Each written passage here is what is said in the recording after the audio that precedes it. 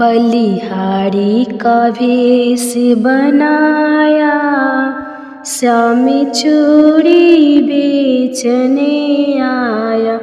छलिया का भेष बनाया, श्याम चूड़ी बेचने आया। जय श्री राधे कृष्णा। आप सभी का दिन शुभ और मंगलमय हो और भगवान श्री कृष्ण की कृपा आप सभी भक्तजनों पर सदा बनी रहे।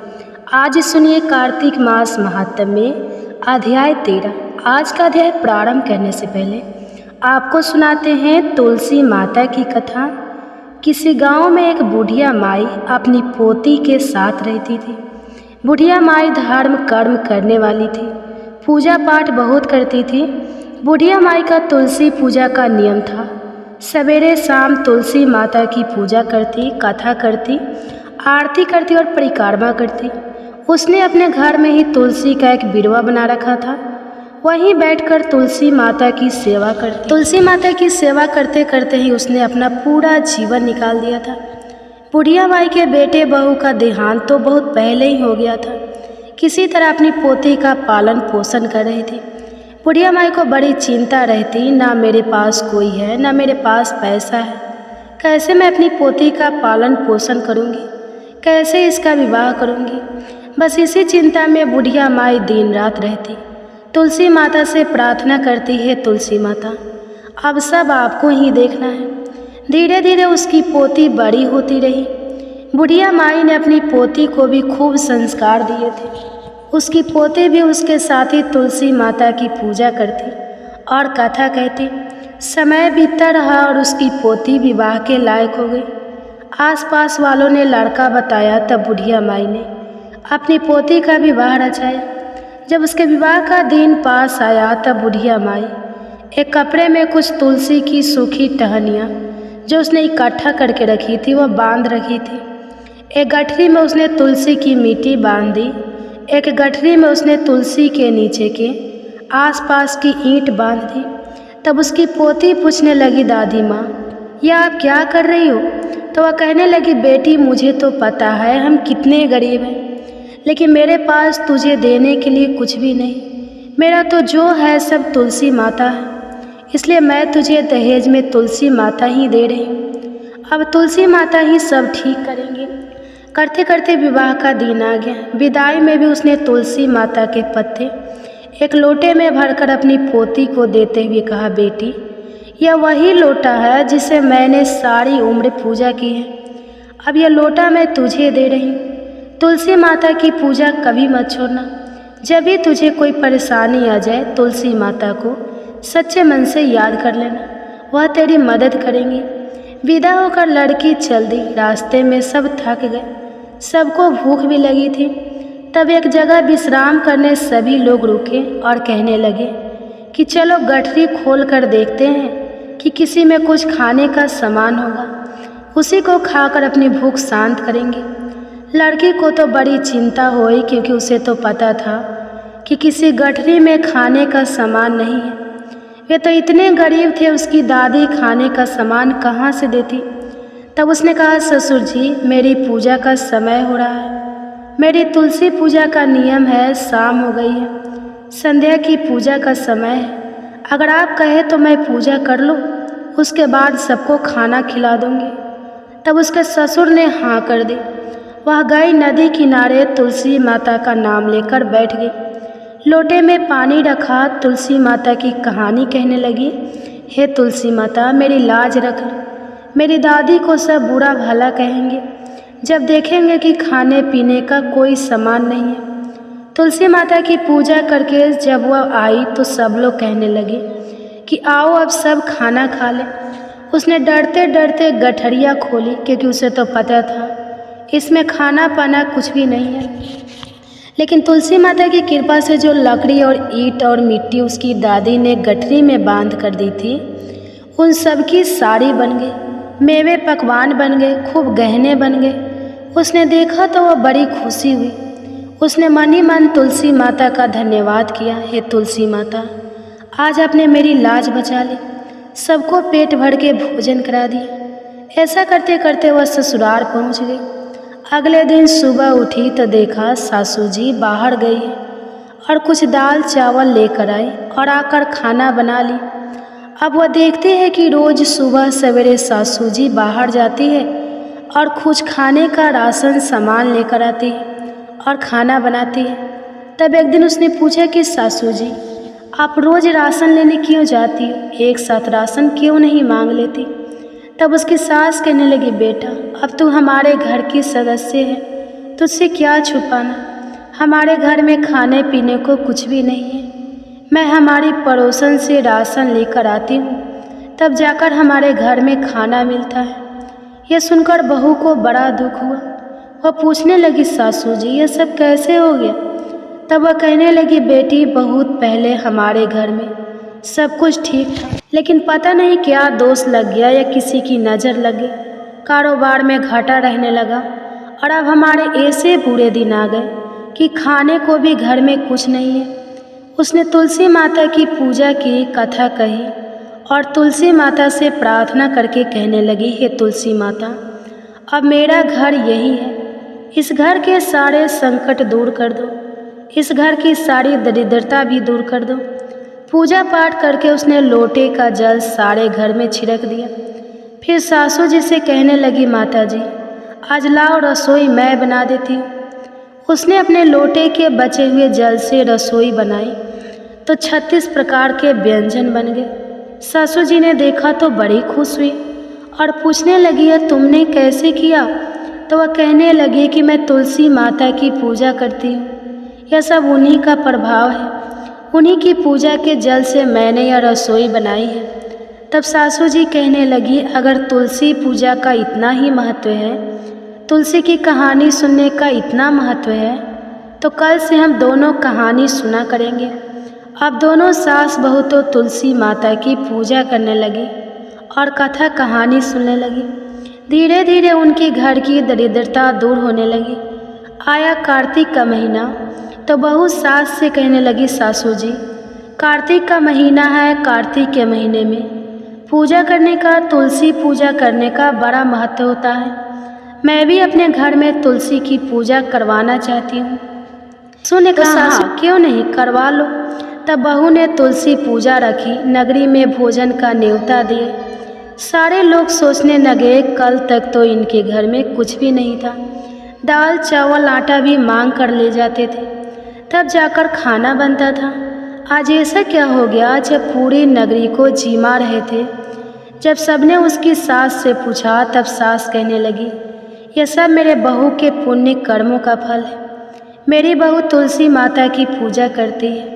तुलसी माता की कहानी कहने का नियम है, उन्हीं की दया से यह सब कुछ हुआ है, उन्हीं की दया से हमारे घर की सारी दर्द दूर हो गई है।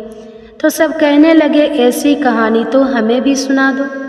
अब सास ने बहू से सबको कहानी सुनाने को कहा। बहू ने सबको तुलसी माता की कहानी सुनाई। तुलसी माता ने दया की, सब लोगों पर अपनी कृपा बनाई और सबके घर की दरिद्रता दूर हो गई।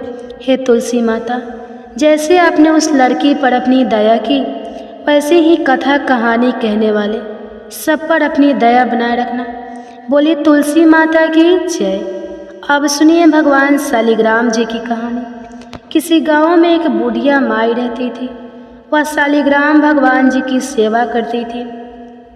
प्रतिदिन नियम से शालिग्राम जी की सेवा करती, उन्हें भोग लगाती। कार्तिक मास में वह गंगा स्नान का विचार करके पड़ोसन से बोली, मैं गंगा जी स्नान करने जा रही हूँ, तो मेरे शालिग्राम जी की राज रख ले और जब तक मैं नहीं आ जाऊँ तब तक उनकी सेवा करना। यह बात सुनकर पड़ोसन बहुत ही खुश हुई कि उसे भगवान शालिग्राम जी की सेवा और पूजा का अवसर मिल रहा है, इसलिए उसने हाथ तो भर दी, परंतु थोड़ी देर वह चिंता में डूब गई और फिर बोली, परंतु मेरे को तो सेवा और पूजा नहीं आती, तो मैं कैसे करूँगी? तो इस पर बुढ़िया माँ उसे समझाते हुए बोली कि सवेरे इनको उठाना, नदी से लोटा भरकर पानी लाना, आते समय बगीचे से पुष्प पर तुलसी भी लेते आना, भगवान को जल और कच्चे दूध से स्नान कराना, उन्हें चंदन लगाकर पुष्प पर तुलसी चढ़ाना, इसके बाद दूध का भोग लगाना, दोपहर को कोई रसोई में जो भी बने उसका भोग लगा देना, शाम को दिया जलाना और रात को सोते समय शालिग्राम जी को भी सुला देना। बस ऐसे ही इनकी पूजा करनी है। यह कहकर वो पड़ोसन को शालिग्राम जी देकर गंगा स्नान को चली गई। पड़ोसन बहुत उत्साह में थी। पड़ोसन ने सब कुछ बुढ़िया माई के कहे अनुसार किया। सवेरे उठते ही शालिग्राम भगवान को भी आवाज़ लगा दी कि भगवान उठ जाओ, सुबह हो गई है। उसके बाद परो नदी से लोटा भरकर पानी ले आई। आते समय बगीचे से पुष्प और तुलसी भी लेती है। भगवान को जल और कच्चे दूध से स्नान कराया, चंदन लगाकर पुष्प और तुलसी चढ़ाए। उसके बाद उसने दूध का भोग लगा दिया। अब वह खाना बनाने में लग गई। खाना बनाकर उसने भगवान को भोग भी लगा दिया। भोग लगाते समय उसने देखा कि दूध तो वैसा ही पड़ा है। उसने सोचा कि भोग लगाने का समय हो गया है तो भोग तो लगा देती हूँ, हो सकता है भगवान भोग के साथ ही दूध पीते हो। थोड़ी देर बाद उसने जाकर देखा तो दूध और भोग भी वैसा ही पड़ा हुआ था जैसा वो रख के गई थी। और भगवान से हाथ जोड़कर बोली, भगवान आप दूध भी पियो और इस प्रसाद को भी ग्रहण करो। आप प्रसाद को ग्रहण करो, मैं भी इसे ग्रहण करूँगी। थोड़ी देर बाद वो वापस आती है और देखती है कि भगवान ने दूध भी नहीं पिया और ना ही खाना खाया। यह देखकर वो पड़ोसन तो चिंता करने लगी और पड़ोसन बोलने लगी कि भगवान आपकी मालकिन आएंगी तो कहेंगी कि तूने मेरे भगवान को दुबला कर दिया। अभी तो 1 महीना पूरा बाकी है, आज तो पहला दिन है, आप इस भोग को ग्रहण करो। ऐसा कहकर वह पड़ोसन भी भूखी ही बैठी रही। थोड़ी थोड़ी देर में आकर देखती रहती और भगवान से भोग लेने के लिए मना करती रहती। धीरे धीरे शाम पड़ गई। भगवान शालिग्राम जी ने सोचा कि अब तो दर्शन देने ही पड़ेंगे, नहीं तो यह पड़ोसन भूखी ही बैठी रहेगी। तो भगवान छोटा सा मोर मुकुट पीताम्बरधारी रूप लेकर पाटे पर जाकर बैठ गए। उन्होंने दूध भी पी लिया और भोग को भी ग्रहण किया। अब तो रोज़ ऐसा ही होता था। एक दिन भगवान ने कहा कि मैं गाय चरा कर आता हूँ।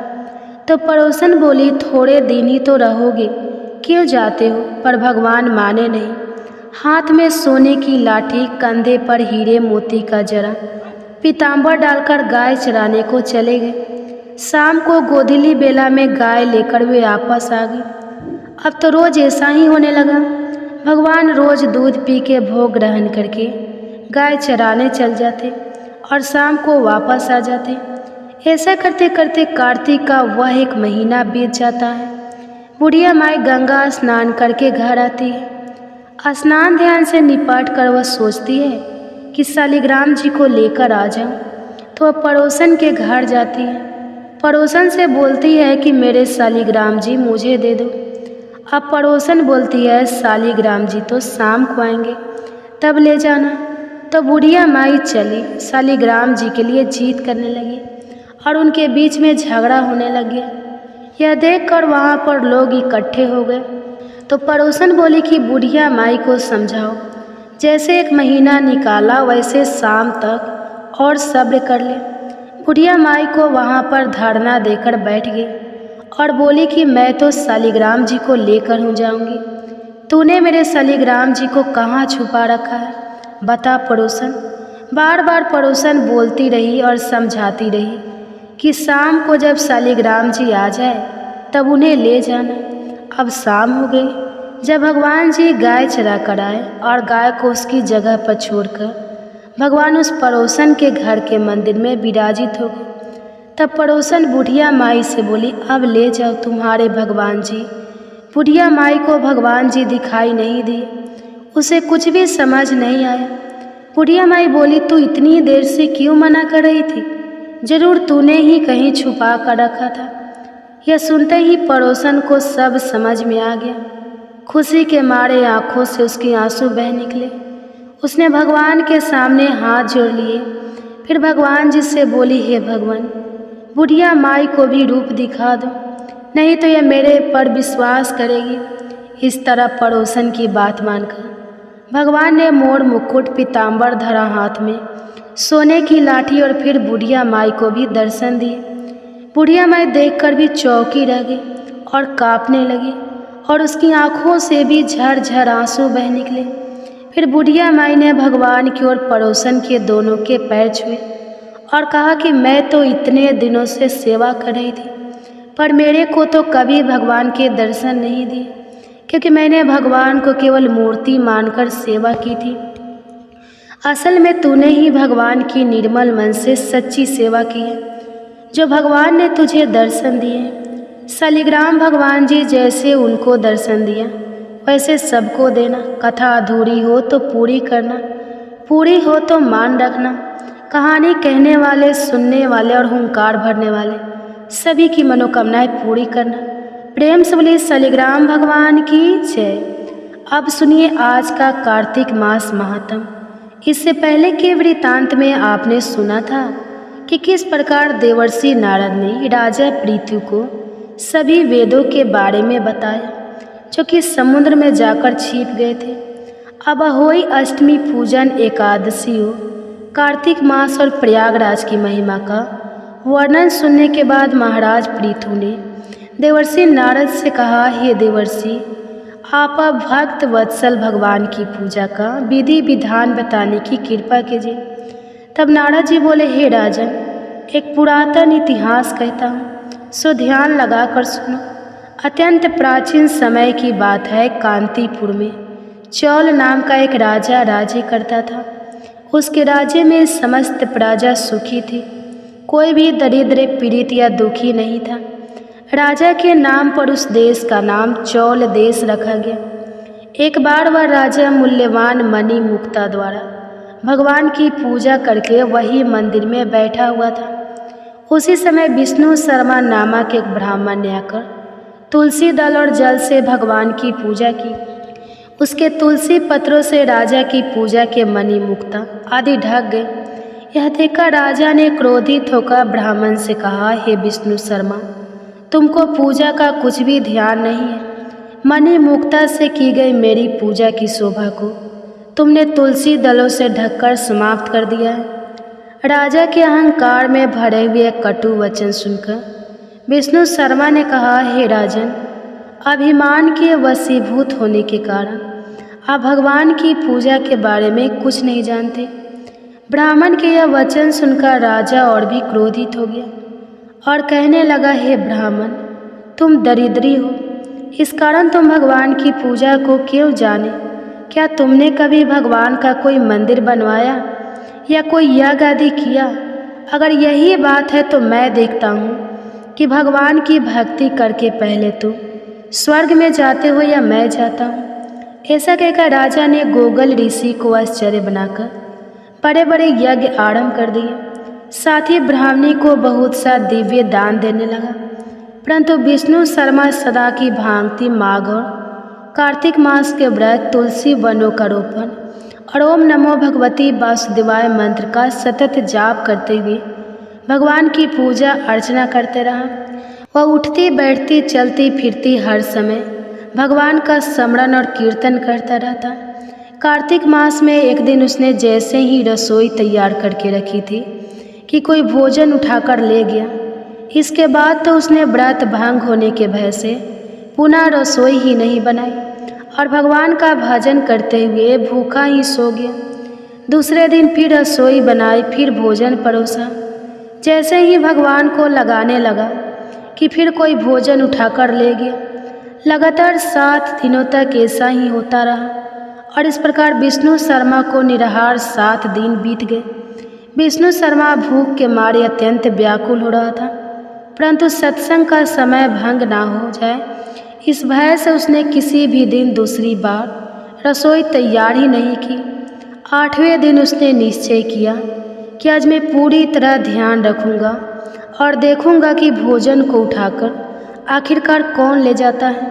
इसके बाद उसने तय समय पर भोजन तैयार किया और एक स्थान पर छुपकर बैठ गया। थोड़ी ही देर में उसने देखा कि अति दीनहीन और दुर्बल चंडाल, जिसके शरीर में केवल अस्थियां मात्र शेष, भी छुपकर आया और भोजन उठाकर चलता बना। उसे देखकर विष्णु शर्मा का हृदय द्रवित हो गया। विष्णु शर्मा ने उस चंडाल से कहा, भैया रूखा भोजन मत लेकर जाओ, मेरे पास थोड़ा सा घी है, वह भी लेते जाओ। ब्राह्मण के यह वचन सुनकर भयभीत हुआ चंडाल भागता हुआ ठोकर खाकर गिर गया। तभी विष्णु शर्मा भी उसके पीछे भागता भागता वहीं पहुंच गया और एक वस्त्र से उस पर हवा करने लगा। थोड़ी देर बाद उस ब्राह्मण ने देखा कि उस चंडाल की जगह शंख चक्र गदा पगड़ वनमाला धारण भगवान विष्णु स्वयं ही वहाँ लेटे हुए थे। उसी समय विष्णु शर्मा ने भगवान के चरणों में गिरकर नमस्कार किया। तभी रुद्र आदि देवता भी वहाँ आ गए। ऋषि मुनि के वेद मंत्रों से उनका पूजन करने लगे। तब विष्णु भगवान ने अत्यंत स्नेहपूर्वक विष्णु शर्मा का आलिंगन करके उसको अपने साथ विमान में बैठा लिया और अपने साथ बैकुंठ लोक को ले गए। राजा चोल भी यह दृश्य देख रहा था। भगवान की विष्णु शर्मा पर यह कृपा देखकर राजा अत्यंत दुखी हुआ और उसने आचार्य गगलवाड़ी खड़ा हो किया, मेरे अब तक के किए यज्ञ और दान आदि सब विफल हो गए।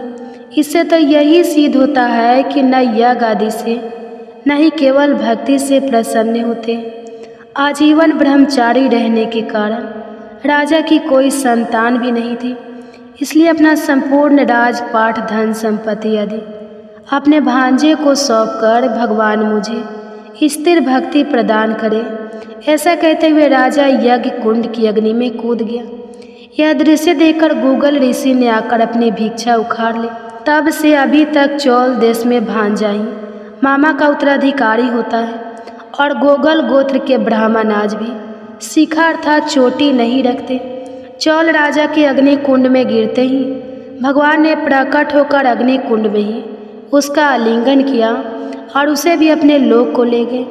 बैकुंठ में भगवान विष्णु ने विष्णु शर्मा को पुण्यसल और चौल राजा को सुशील नाम देकर अपना द्वारपाल बना लिया। इस प्रकार वे दोनों हर समय श्री हरि के निकट ही रहने लगे।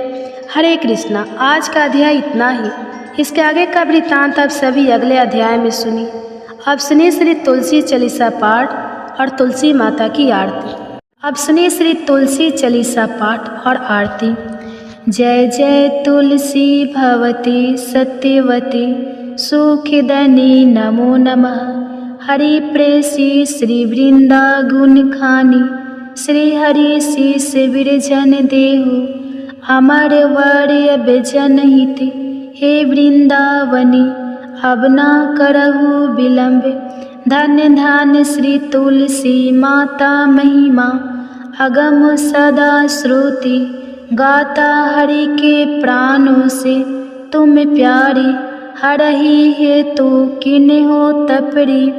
जब प्रश्न है दर्शन दीन हो तब कर जोरु विनय उसकी हो हे भगवंतम कंत में होए दीन जानी जान छाड़ जा सुनि लक्ष्मी तुलसी की बानी।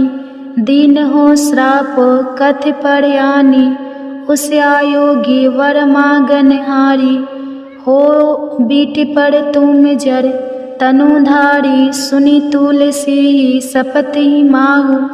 करहु वास तुनीचन धामा दियो वचन हरि तब तत्काला सुनहु सुमुख जानी। बिहाला समय पाई योरो पाती तोरा पुजही आस। वचन सत्य मोरा तब को कुल मह गोप सुदामा तू भई तुलसी दामा। कृष्ण रास लीला के माही राधे सके प्रेम लाखी नाही। दियो श्राप तुलसी तत्काल नर लोक कहीं तुम जन्म हो। यो बाला यो गोप बह दानव राजा शंख चूर्ण नामक सिर ताजा। तुलसी भता सुखी नारी परम सती गुण रूप अगारे अस दवे कल्पवती। जब गए कल्प तृतीय जन्म तब भय हो वृंदा नाम भयो। तुलसी को असुर जलंधर नाम पति को कर अति बंद अतुर बल। धामा किन्हा शंकर से संग्रामा जब निज सने सहित शिव हारे। मरही ना तब कर हर की पुकारे। पतिव्रता वृंदा थी नारी को न सके पतहि संगहारी। तब जलंधर ही भेष बनाई वृंदा ढीग हरि पहुँचो जा।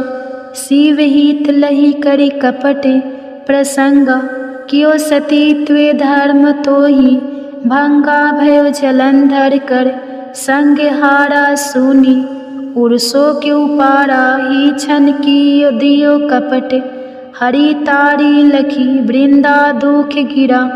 उचार जलंधर जसे हते अभीता सोई। रावण दस हरहि सीता हास्य प्रस्तर सम हृदय।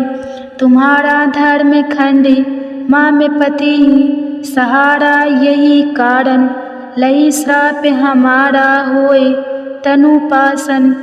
तुम्हारा सुनी हरि तुरंत ही वजन उचार दियो श्राप बीना। विचारो लखे नानी जी कर तू तपति को लन हियो। जब पार्वती को जरमति तू अस हो जर रूपा। जग मह तुलसी बिटपे अनूपा। धगवर रूपे हर शालिग्रामा। नंदी गंडक बिच लालामा। जो तुलसी दल हम ही चढ़ाई है सब सुख भोग परम पद पाई है। बिन तुलसी हरि जलत शरीरा अतिशय उठत शीस उड़े पीरा। जो तुलसी दल हरि सिर धारित सहस्त्र घट अमृत डारित। तुलसी हरि मन रंजन हारी रोग दोष दुख भंजन। हारी प्रेम सहित हरि भंजन निरंतर तुलसी राधा में नाही। अंतर व्यंजन हो छप्पन हो प्रकार बीन तुलसी दल ना हरहि। प्यारा सकल तीर्थ तुलसी तर छाही लह दे। मुक्ति जन संशय नाही कवि सुंदर। एक हरि गुण गावत तुलसी ही निकट सहस गुने पावत। बसत निकट दुर्वासा धामा। जो प्रयास ते पूर्व ललामा पाठे करही।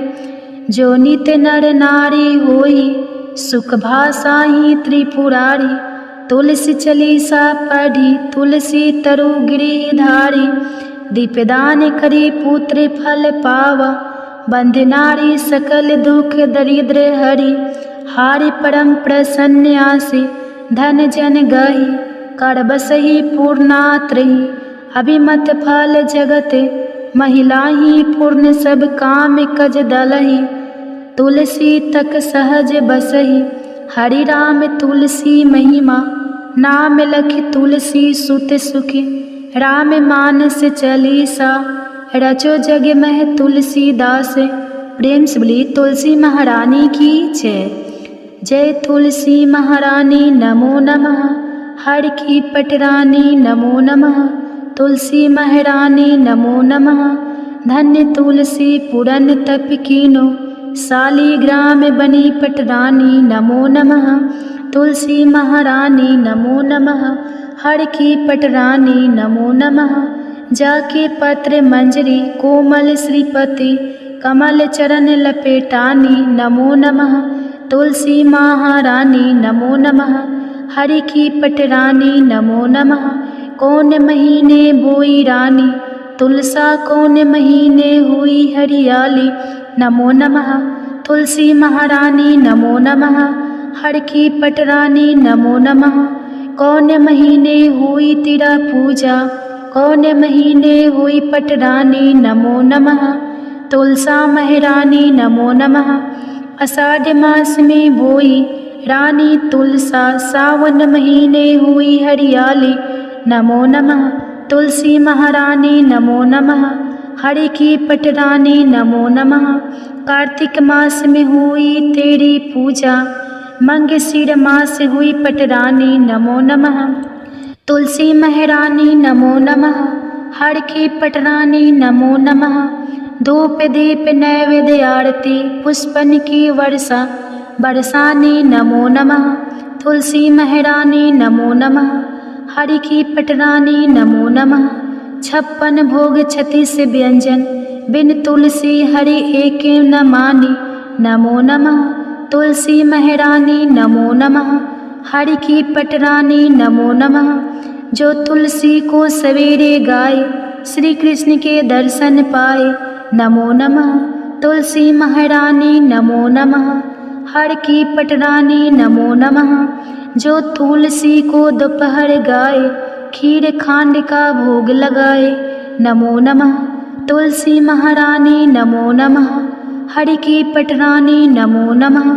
जो तुलसी को सांझ को गाए श्री कृष्ण की आरती उतारे नमो नमः। तुलसी महारानी नमो नमः। हरि की पटरानी नमो नमः। जो तुलसी को रात को गाए श्री कृष्ण के चरण दबाए नमो नमः। तुलसी महारानी नमो नमः। हरि की पटरानी नमो नमः। सब सखी मैया तेरा यश गावे भक्ति दान दीज महारानी नमो नमः। तुलसी महारानी नमो नमः। हरि की पटरानी नमो नमः। तुलसी महारानी नमो नमः। हरि की पटरानी नमो नमः। तो उम्मीद है आज की यह वीडियो आपको पसंद आई होगी। अगर वीडियो पसंद आता है तो प्लीज़ वीडियो को लाइक कीजिए, चैनल को सब्सक्राइब कर दीजिए और साथ ही हो सके तो और भी फैमिली फ्रेंड के साथ शेयर कीजिए। आप सभी का कथा सुनने के लिए तहे दिल से धन्यवाद।